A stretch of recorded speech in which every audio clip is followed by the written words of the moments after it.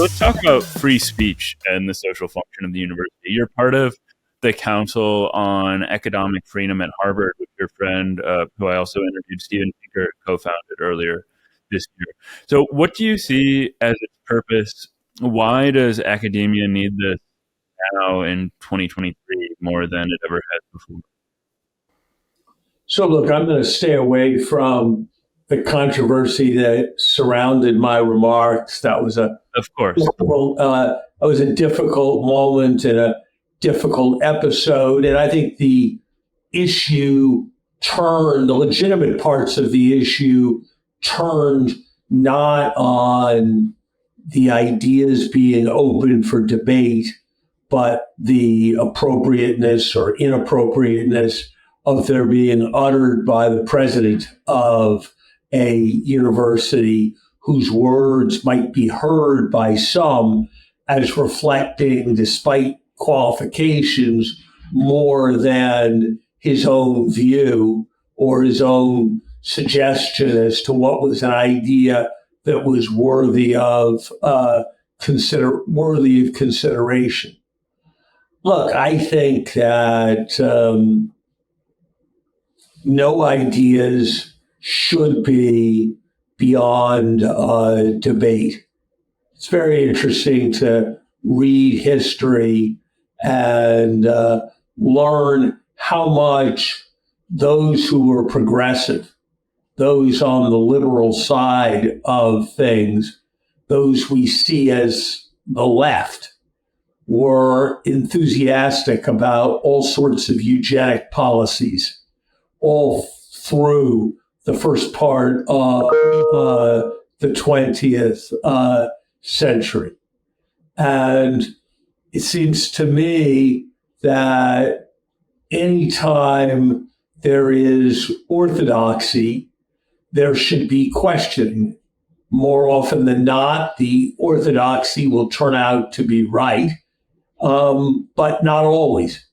And so it seems to me that universities are places,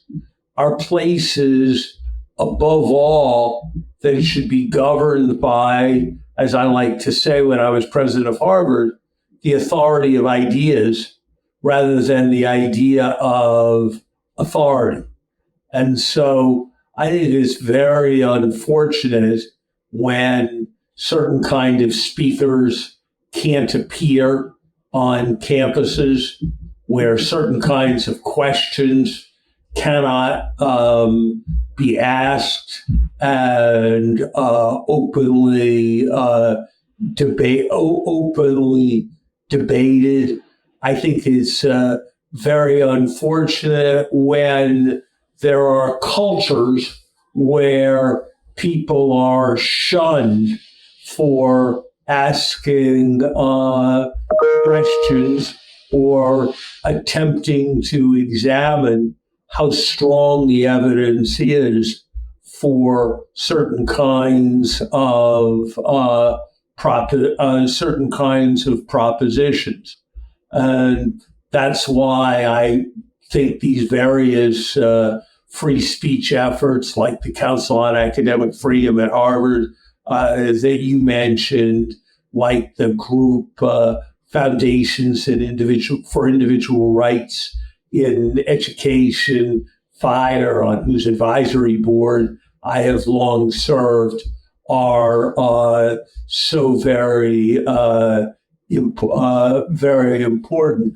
That's why I think it's a matter of concern when certain kind of ideas are held to be things that polite people don't consider. By the way, I think this is a threat. This is not a partisan issue or an issue with a single direction. There have certainly been examples in Ivy League institutions and in certain of what are thought of as elite universities of non-politically correct or non-woke ideas being treated as outrageous and have conservative speakers being shouted down.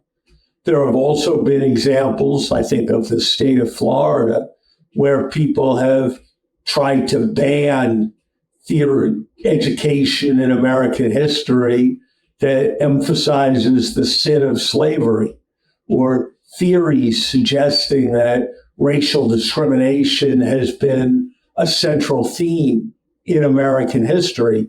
And I think those kinds of efforts are outrageous as well.